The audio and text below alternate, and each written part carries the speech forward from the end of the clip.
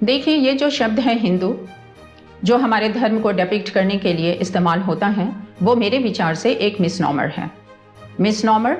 मतलब कि एक गलत शब्द, एक गलत नामकरण जो हमारे धर्म के ऊपर में थोप दिया गया है और हम उसको बिना सोचे समझे कैरी फॉरवर्ड करते चले आ रहे हैं आज तक भी। अगर हमको हिंदू और उसके जो डेरिवेटिव फॉर्म्स हैं, हिंदुइज्म और हिंदुत्व, इसके मतलब को समझना है तो हमको सुप्रीम कोर्ट के 2 डिसीजंस को देखना पड़ेगा। जो पहला डिसीजन है वो है शास्त्री यज्ञ पुरुष दास जी का केस, जो 1966 में फाइल हुआ था सुप्रीम कोर्ट में, और उसमें पेटिशनर्स जो कि स्वामी नारायण सेक्ट को बिलोंग करते थे, उनका कहना था कि वे लोग हिंदू धर्म के अंग नहीं हैं और वो हिंदू धर्म से इतर हैं। उस समय सुप्रीम कोर्ट ने बहुत ही डीप एनालिसिस करके ये रूलिंग दिया था कि हिंदू कोई धर्म नहीं है और वो जस्ट एक वे ऑफ लाइफ है यहाँ के लोगों का। इसके बाद में 1995 में एक और केस फाइल हुआ, वो था रमेश यशवंत प्रभु का केस, जिसमें हालांकि पेटिशन फाइल किया गया था रिप्रेजेंटेशन ऑफ पीपल्स एक्ट के तहत, ये देखने के लिए कि करप्ट इलेक्टोरल प्रैक्टिस क्या है, लेकिन उसमें भी सुप्रीम कोर्ट के सामने यही इश्यू था कि अगर कोई पॉलिटिकल फिगर हिंदुत्व या हिंदुइज्म इन शब्दों का इस्तेमाल करता है तो क्या ये माना जाएगा कि ये एक रिलीजियस कॉनोटेशन का शब्द है और ये हमारे सेक्युलर डेमोक्रेटिक सेटअप के लिए घातक है। उस समय में भी सुप्रीम कोर्ट ने यही रूल किया था कि हिंदू कोई धर्म नहीं है, इसका फंडामेंटल जो हिंदू धर्म है, मतलब जो परंपरागत जो एक सनातन धर्म है, उससे कोई खास लेना देना नहीं है और वो यहाँ के लोगों का मेंटल सेटअप को रिप्रेजेंट करता है, वे ऑफ लाइफ को रिप्रेजेंट करता है, इससे ज़्यादा कुछ नहीं। तो सवाल ये उठता है कि अगर हम सुप्रीम कोर्ट के इस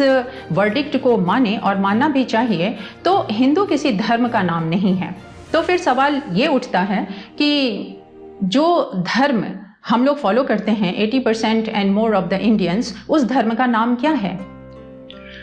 जितने भी इंडोलॉजिस्ट हैं और हिस्टोरियंस हैं, जैसे कि मैक्स म्यूलर या फिर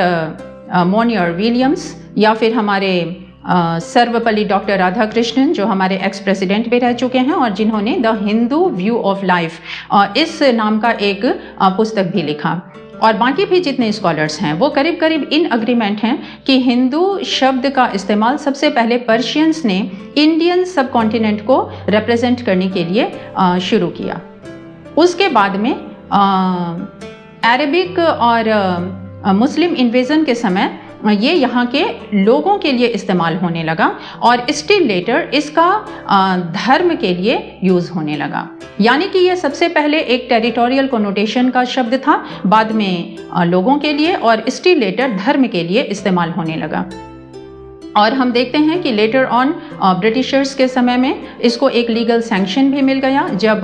द हिंदू पर्सनल लॉ इसको कोडिफाई किया गया, या फिर द हिंदू सक्सेशन एक्ट या फिर Hindu window remarriage act etcetera को पारित किया गया। और आज भी हम देखते हैं कि आफ्टर इंडिपेंडेंस भी ये हिंदू जो शब्द है वो हमारे लेजिस्लेशन में एज सच बना हुआ है, और अभी भी हमारे जितने भी इनेक्टमेंट्स हैं हिंदूज़ के लिए, उसको हिंदू के ही नाम से रिप्रेजेंट किया जाता है, जैसे कि हिंदू मैरिज एक्ट या हिंदू सक्सेशन एक्ट या Hindu adoption and maintenance act etcetera etcetera. इस तरह हम देखते हैं कि ये जो शब्द है हिंदू, ये बिल्कुल ही एक एलियन ओरिजिन का शब्द है, फॉरेन ओरिजिन का शब्द है, और इस शब्द का कहीं पर भी समावेश हमारे धर्मशास्त्र में नहीं मिलता है, ना हमारे चारों वेदों में, ना उनसे रिलेटेड ब्रह्मणास, अरण्यकास या उपनिषद्स में, ना ही हमारे एपिक रामायण और महाभारत में। हालांकि पुरी के शंकराचार्य को मैंने ये कहते हुए सुना था कि भविष्य पुराण में और बृहस्पति आगम में हिंदू शब्द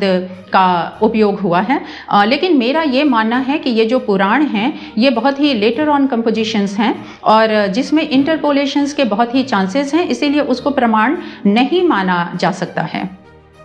हमारा जो मूल धर्मशास्त्र है उसमें धर्म को रिप्रेजेंट करने के लिए यूं तो किसी भी शब्द का नामकरण का इस्तेमाल नहीं हुआ है और ज़्यादातर जगहों पे धर्म ही शब्द का यूज़ हुआ है, लेकिन कहीं कहीं पर हम देखते हैं कि सनातन धर्म का भी हमको इंस्टेंसेस मिलता है। जैसे वाल्मीकि रामायण में अयोध्या कांड में 21 और 24 जो सर्ग है